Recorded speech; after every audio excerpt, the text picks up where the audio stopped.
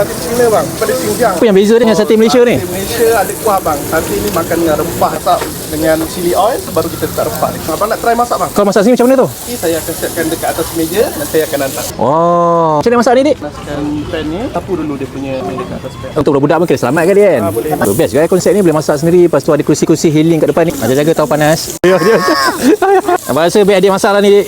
Boleh. Tolong masak pun. Jadi kita orang feeling-feeling ni. Daripada sate kambing ayam ni ada menu lain tadi? Ada bang, kita ada sate sayur, terung, mushroom, serta kobis panjang. Wish, ini macam ni sate sayur. Nanti abang nak lah. Boleh. Abang memang suka sate-sate China ni. Memang cari tapi susah dapat. Oh, dah siap ni. Macam ni lauk pedih.